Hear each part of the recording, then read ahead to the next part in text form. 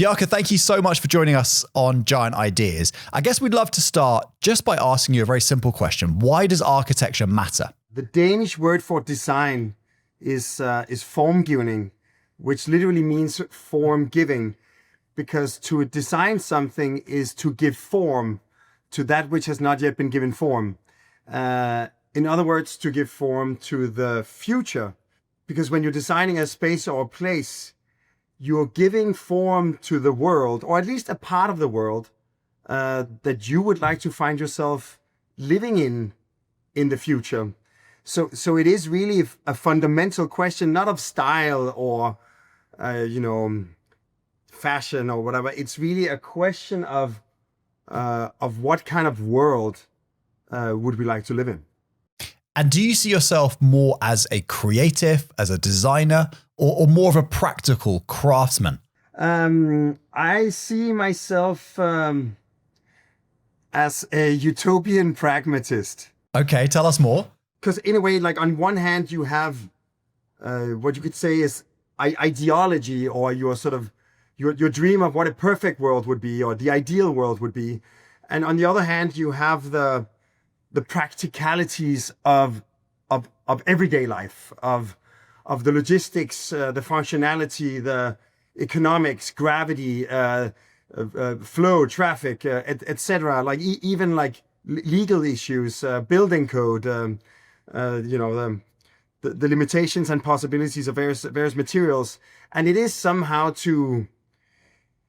while understanding and respecting and in many ways, you can say what architects do is that we try to turn all the practical into something poetic. So in that sense, like I don't really believe in sort of discriminating between, let's say, form and function, because architecture is one of the few media where form and function, hardware and software, is still actually integrated.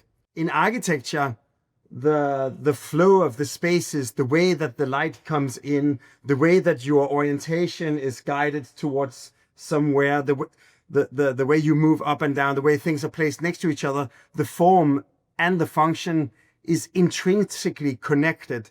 And in that sense, I would say if and when our buildings end up looking beautiful or different, it is because they perform beautifully or they perform differently. It reminds me a bit of Marshall McLuhan's idea that the medium is the message, and to some degree, like the functionality and the form, the usage, the beauty, they're all kind of interlinked. I think McLuhan was very right. And you can say like the medium in architecture is space.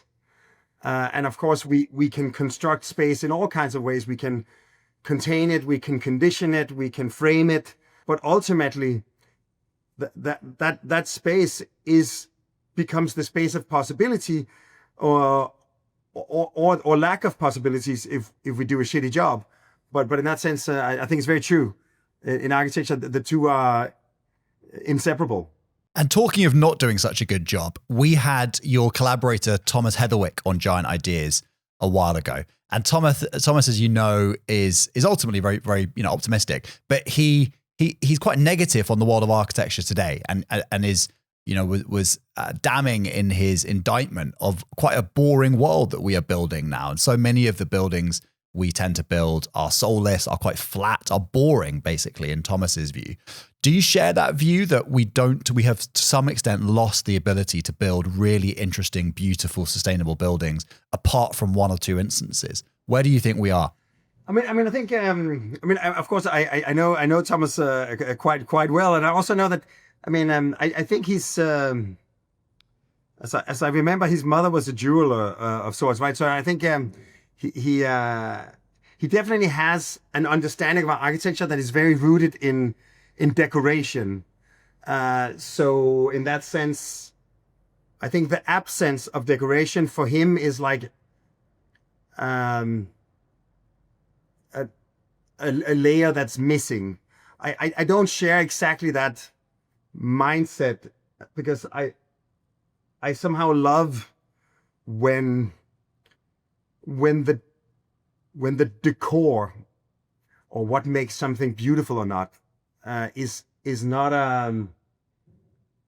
is not an added layer, that it is intrinsically built into the way that the space is orchestrated. However, I do think that it is true, and also, like, when I started studying architecture, I really noticed how bad a rep architecture has, because I would sit at a dinner party and people were like, so what are you studying now? And I was like, yeah, I'm studying to become an architect.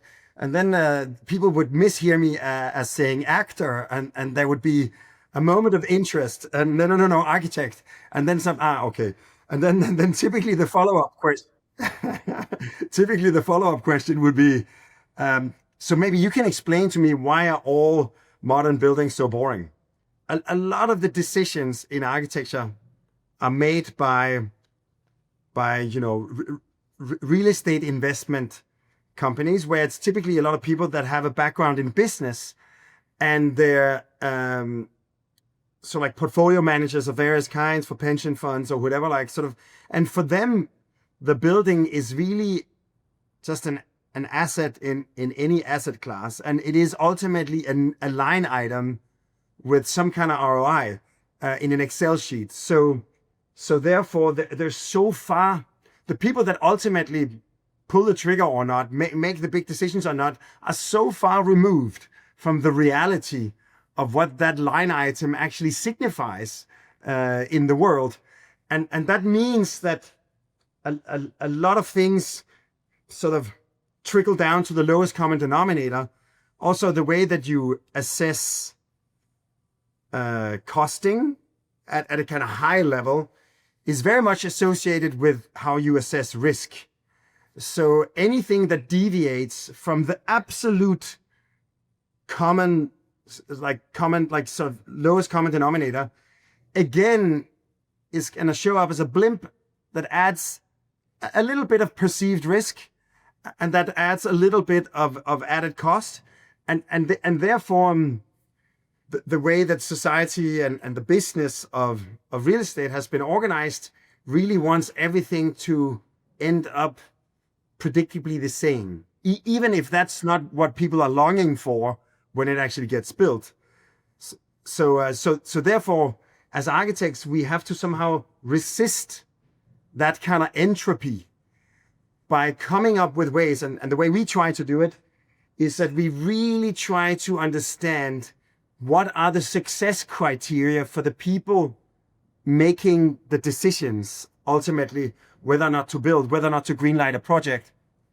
And we try to see how are ways that we can demonstrate there is the possibility to maximize or optimize the return, to ensure the long-term value proposition of this particular asset. I, again, fundamentally don't believe that public and private interests are opposed, because ultimately, if a place becomes popular for the public, that means that you will have footfall on the ground floor for the retail.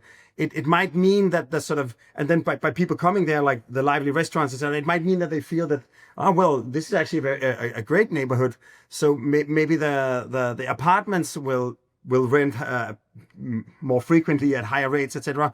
So there are so many ways where you can show that public and private interests are actually two sides of the same coin, but it takes more work. You've earned the right to kind of get away from what the modern world often demands because of economics in terms of rather boring buildings.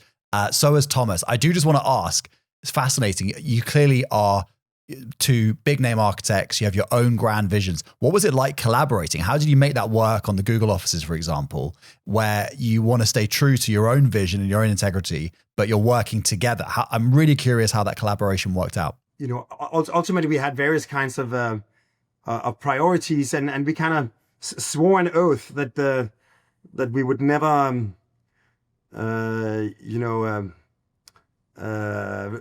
reveal who ended up doing what, so that we wouldn't have to worry about it. But of course, we have different priorities and different focus areas, and so in that sense, the collaboration naturally found its ideal constellation. Let's maybe make it specific for our listeners and give an example of great architecture. You've been commissioned to design the Mindfulness City in Bhutan. Let's hear more about the Mindfulness City. What's your vision for that? No, it's been a sort of labor of love the last 2.5 years. Like it just so happened that the King of Bhutan went to the coronation of King Charles, and then he did a stopover in Copenhagen, and I was invited to for a dinner. I ended up sitting next to him, and he said that he had been curious about meeting me because he was into he was about to launch this special administrative region of 2,500 square kilometers in the south of Bhutan on the border to India. I like this, that it's a country with less than 1 million inhabitants, and they have two neighbors, China and India, like the two largest countries on earth. But they somehow managed to retain their autonomy, and now they're seeing a sort of brain drain where a lot of the young Bhutanese migrate to Australia, to Canada. They speak perfect English. They're well educated, but they go there in pursuit of economic opportunity. So he was into this idea: could we create a framework, a new city from scratch that would be tailored to be attractive for international investment, so we can provide the economic opportunities within the country, but to do so without, flushing the baby out with the bathwater, without sort of reneging on all of the values that are essential to Bhutan. And you can say the 9 parameters of gross national happiness are actually rooted in sort of Vajrayana Buddhist principles. So we took those Buddhist principles and baked them into the kind of planning of the city. So the city, it's in the tropical plains at the base of the Himalayas. It's 34 rivers flow through the whole region. So the city is shaped by the rivers. So it has it's also gently sloping down. So it's almost like paddy fields. Like each city block is like a terrace as it kind of steps down. We're using locally available materials, river rocks, rammed earth, wood, bamboo. And the public institutions actually become the bridges that span over the rivers. So because of course the building has, like the city has no identity right now. So the identity that it gets is this kind of relationship with the rivers. Could you maybe give one example of how a Buddhist value has been directly integrated into kind of a design choice that you've made for the city? No, like one of them is of course like a respect for nature, respect for the environment. So it doesn't displace nature; it actually enhances it. It doesn't displace agriculture. It doesn't get rid of the rivers. It actually is shaped by them. Designed for community, like the public space is always orchestrated so that it can be animated by the ground. The ground level is always publicly oriented. So you'll have schools that spill out, and you'll have teaching happening in the public realm. Instead of like paving everything with asphalt, most of the streets are permeable, so the tropical rains can seep into the ground. Also we ensure that you have spaces for mindfulness, for spirituality integrated in the city fabric. So sort of on as many ways as possible, it is a city that is somehow rooted in the heritage, shaped by the natural environment, that somehow still provides spaces and opportunities for the future of the country. And Bjarke, as part of this Mindfulness City, you're also building an airport, which is meant to be mindful as well. I remember talking to the musician Brian Eno about his album Music for Airports. And Brian had this view, I think I'm not misremembering this, which is that the unease that you feel in an airport and the sort of latent anger of the people is all around a underlying fear of death, that they're all about to go up in an aeroplane and potentially die, which I thought was fantastic. And so he had this beautiful ambient music to try and, which I think was actually played in airports, try and calm everyone down. What's your approach going to be to bring some mindfulness to airports? Yeah, I think there's a lot of other reasons why you would be tense and borderline depressed in an airport than fear of death. But of course, death is always an option. But Bhutan is interesting because it's the I think it's probably the most sustainable country in the world. They sequester twice as much carbon as they emit. There's 82% forest cover, and the same is true in the region. So the landing strip of the airport actually is framed by two rivers, and it runs across a third river. So along the rivers, we bring the forest in. So the arrival plaza at the airport is actually under the canopy of this tropical forest. When you go inside, we have this kind of rainforest courtyard that separates arrival from departure. So when you're going through passport control and security, you're next to a forest. When you arrive and you're waiting for your luggage at the luggage belt, you're next to a forest. And then finally, we've designed the airport using locally sourced mass timber. So it's kind of modular. It kind of echoes the sort of the sloping roofs of the traditional Bhutanese architecture, but it forms almost like a stylized image of a mountain range, if you like. And then one thing that's so unique about Bhutan is that they have like 8 large schools where they still educate artists, wood carvers, stonemasons. So we're actually harnessing that richness, so that all of the kind of mass timber superstructure will actually be engraved with the traditional ornaments of Bhutan. But because of the vastness of the airport, we're having the artists do the kind of central spine. Then we're gonna scan it and use milling machines to apply the kind of fabric to the rest of the airport. So in some way, it captures this kind of quintessential idea of the city, that you can actually embrace modernity and economic opportunity and global investment, but without sacrificing your cultural heritage or your natural environment. Is this what you mean when you talk about hedonic sustainability? You clearly have an eye for an oxymoron and a phrase. So is that a good example of that? It's in some way like I've actually used the term ancient futurism for but put two opposites together. It's exactly, because like I think very often, like, and you can say, like, if we bring it a little bit into politics, like cancel culture and a kind of polarized public environment where any kind of productive discourse between opposing viewpoints has been silenced to death through cancellation or polarization is the opposite of oxymorons. And I think the reason that democracy is an interesting form of rule is actually that it provides a platform for people that are in disagreement to find solution in parliamentarism. And once we eliminate that, because to me, the path forward is always when you really understand and appreciate what seems to be diametrically opposite or at least contradictory elements, but you also acknowledge that there is a point here, and this is also important. It has to be beautiful, but also has to be functional. It has to be economic, but it also has to be generous, or, like, so once you can combine what seems like contradictions, you suddenly open a whole new world of possibility.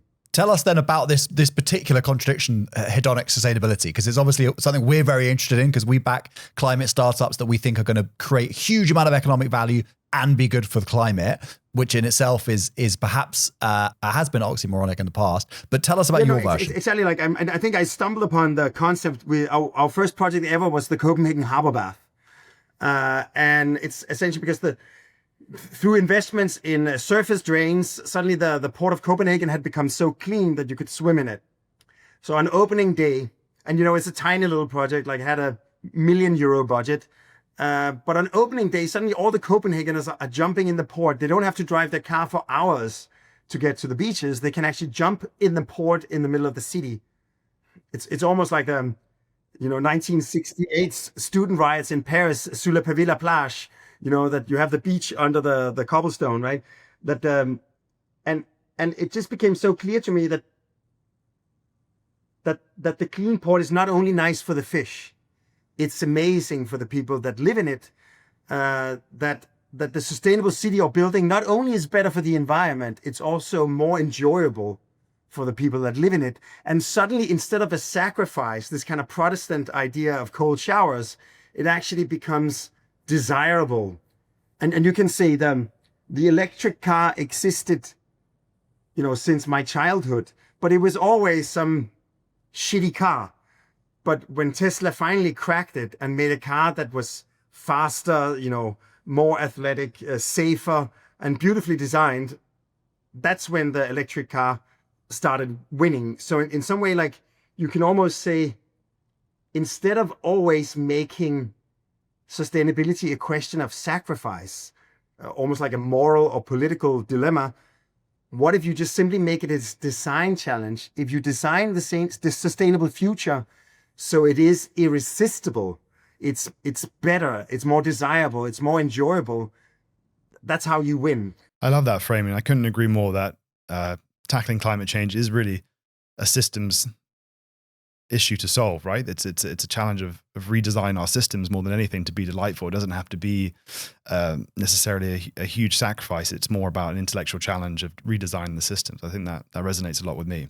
Hearing you speak about the livable nature of Copenhagen, it also strikes me that you come from a rich history of Danish design, and Copenhagen is a very, very livable city. How much do you think, growing up in the Danish ecosystem and environment and traditions has influenced your views as an architect? Teenagers end up moving away from home, despising their parents. But then once they get a little bit of distance, they realize how much they owe them and how much they actually are like them. And I think for me, it was not until I moved to New York, where I'm sitting now, that I sort of realized that some of the things that, like, sort of unquestioned values, such as environmental responsibility or social engagement. Like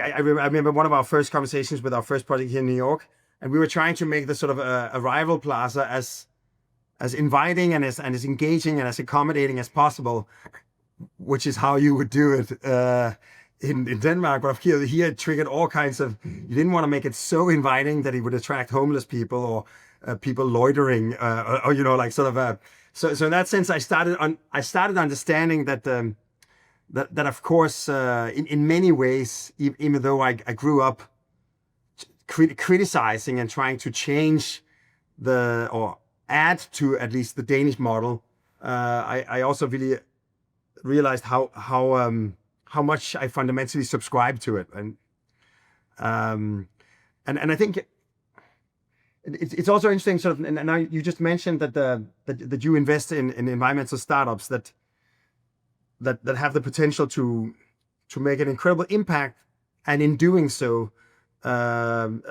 make be both environmentally and economically profitable. I love this idea that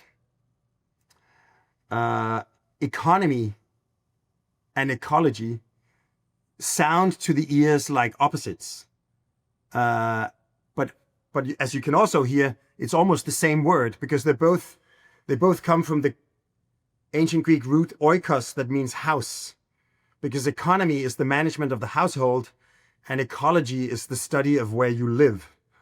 So in that sense, in the obsession with oxymorons, we came up with the idea of economical thinking, where again, that, because also, as they say, if you want to make $1 billion, solve a problem for 1 billion people, and you could probably not find a bigger problem right now than to accelerate the energy transition and to decelerate and eliminate climate change. So in that sense, also, just looking again at the fundamentals, I think it's also interesting to understand that when things end up being a big problem, it's rarely because of their failure. It's often the byproduct of their incredible success. Bjarke, I think that's a lovely way to end part one. So much more to come in part two, but thank you for joining us on Giant Ideas. Thank you. Thank you.